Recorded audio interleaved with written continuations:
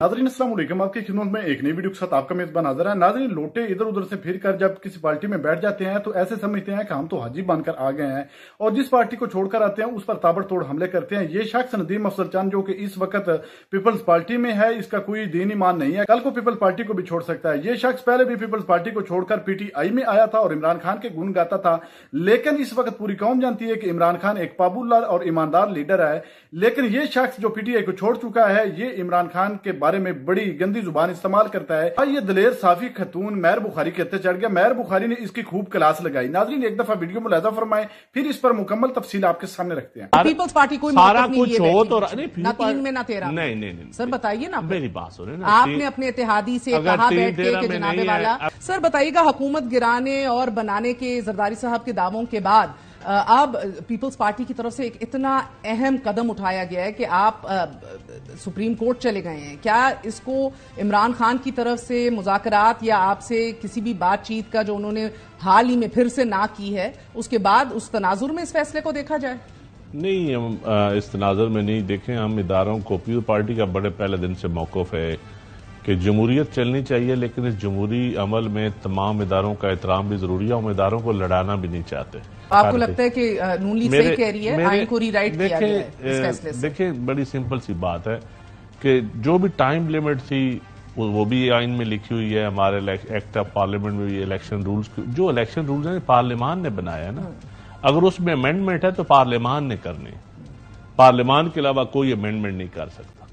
अगर supreme court ऐसा issue था तो सुप्रीम कोर्ट वापस रेफर कर सकती थी।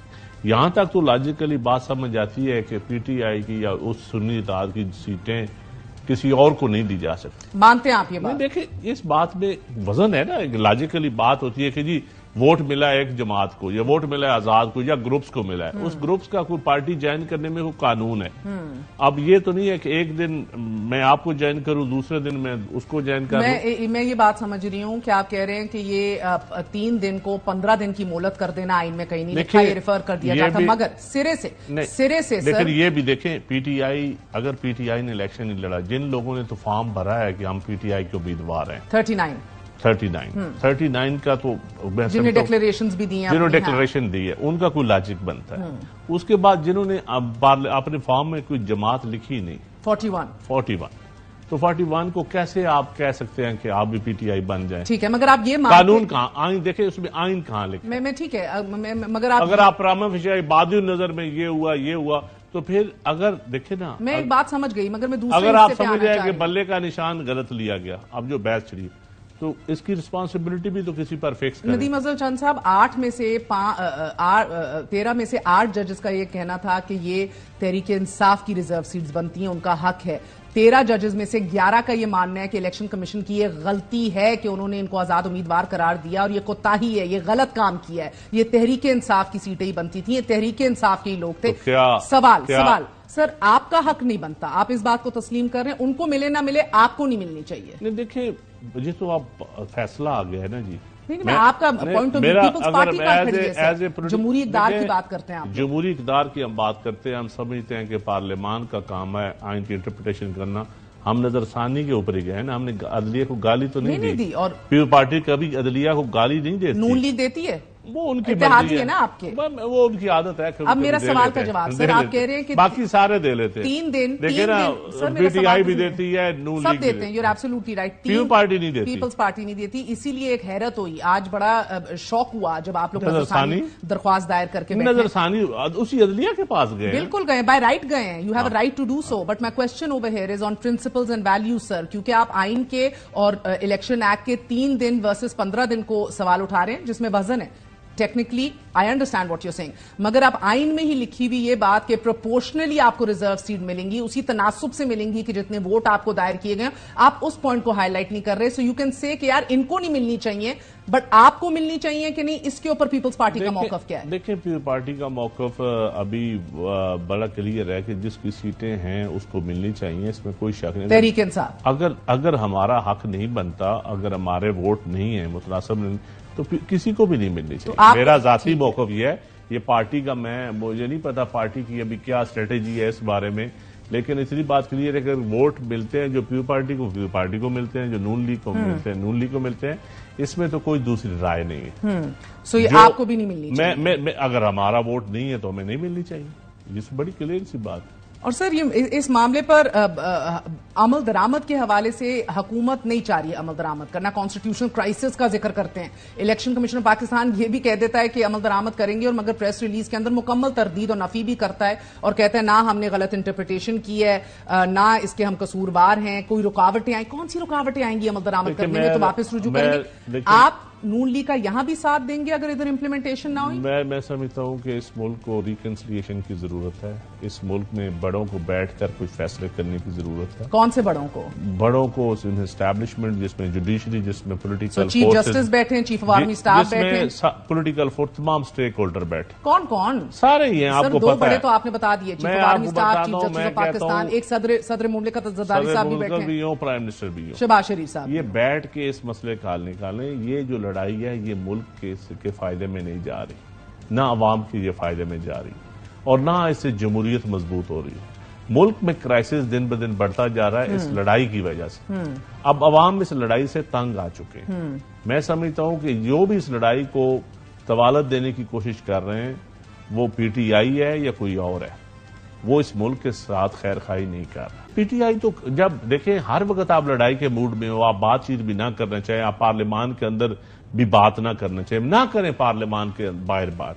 पार्लियामान के अंदर छापे, गिरफ्तारियां, रेड, उनका सेक्रेटेरिएट का सील। मैं कहता हूं वो अदालतें हैं ना, अदालतें हैं, पुलिस स्टेट करार दे रही हैं सर, और अदालतें पुलिस स्टेट करार दे रही हैं, तो फिर पीटीआई के हक में फैसले आ रहे हैं ना। तो इसमें ये काम अदालतों का, ये मीडिया का या मेरा या किसी और का काम नहीं है। इसके ऊपर हुकूमत वक्त कह रही है कि ये एक शख्स को वापस लाने की कोशिश कर रहे हैं।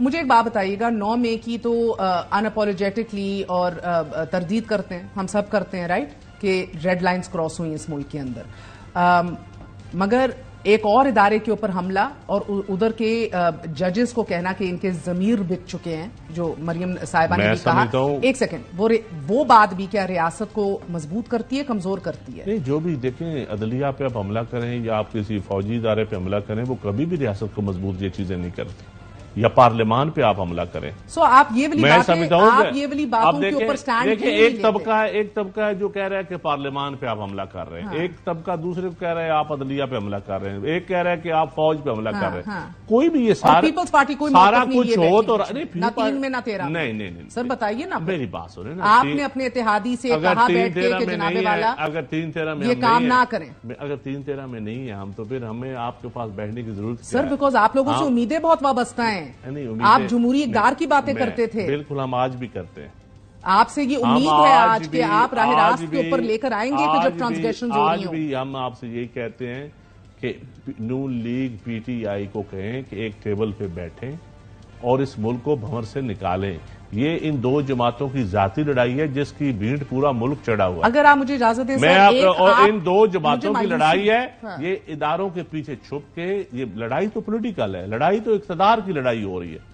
और सर आपकी खामोशी नीम नहीं, मुकम्मल रजामंदी नहीं है। इस मुल्क में सर पंजाब में डेफिनेशन लॉ आता है, इस मुल्क के अंदर आप लोग फायरवॉल्स लगाने की तैयारियां हुकूमत कर रही है, इस मुल्क के अंदर गला घोंट के सप्रेशन की जा रही है, इस मुल्क में फोन टैपिंग की इजाजतें दी जा रही हैं, इस मुल्क में ऐसे बजट्स आए जिसके ऊपर आपने सैलरीड क्लास तो क्या किसी अवामी इशू के ऊपर स्टैंड नहीं लिया, अपनी जाती नौयत की जो अग्रीमेंट्स थी उनके ऊपर अमल दरामद कराया, बट यही रोना रोते रहे कि हमसे मुशावरत नहीं की। But you are completely complicit and hand in glove with this government। नहीं, ये आपकी राय है, मैं आपकी राय से इत्तेफाक नहीं करता। एक स्टैंड बता दें। नहीं, मैं बता देता हूँ, एक स्टैंड नहीं। हम अगर आज अब बैन कराने में भी मदद देंगे। मेरी पीपल पार्टी अगर ना होती तो आज से 3 साल पहले ही पीटीआई पे बैन लग चुका होता। आप रेजिस्ट करा रहे थे, ये दहशतगर्द डिक्लेयर हो चुके होते इस मुल्क में। 3 साल पहले 3 साल पहले जब ये मामला शुरू हुए, पीपल पार्टी ना होती तो ये इलेक्शन भी शायद ना होते। मैं ये भी आपको बता दूं।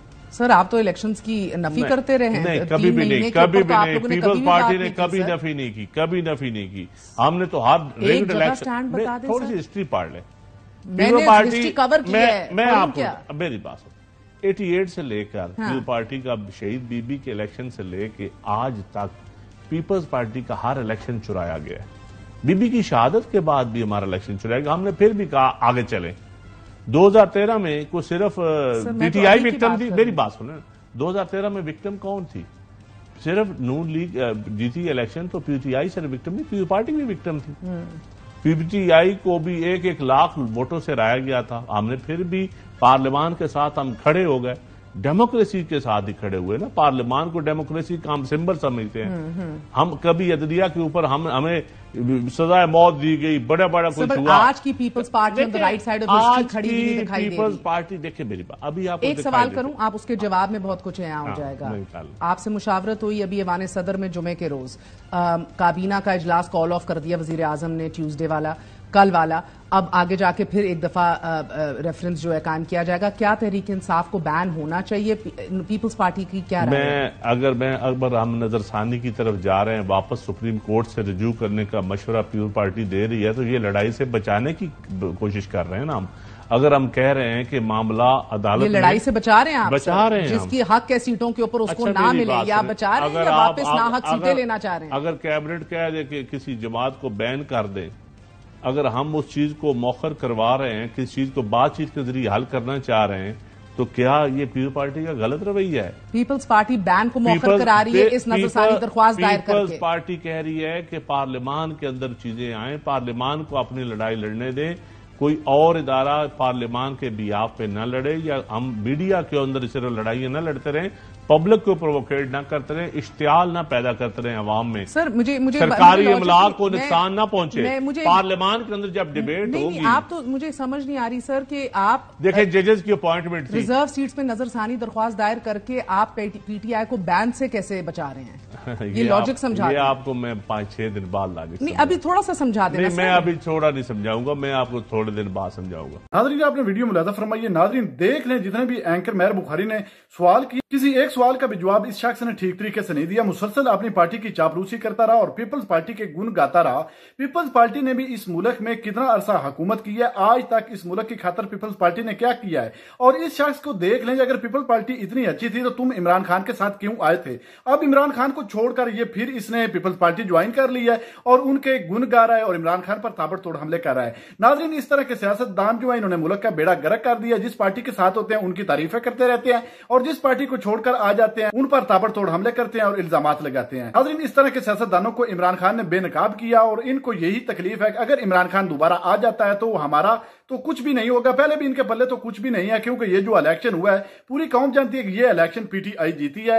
इस वक्त तो जो ये कोलिशन गवर्नमेंट है ये मुसल्लत कराई गई है फॉर्म 47 के जरिए। कुछ ताकतवर लोग जो इनके पीछे बैठे हैं उन्हीं का ये अभी भी हुक्म आ रहा है, इनके अपने पास तो है कुछ नहीं। नाज़रीन, आपने वीडियो मुलाजा फरमाई इस वीडियो के बारे में और खसूसन इस नदीम अफजल चांद के बारे में आपकी क्या राय है? कमेंट सेक्शन में अपनी कीमती राय दीजिए और अगली वीडियो तक आपने मेजबान को दीजिए इजाजत। अल्लाह हाफिज।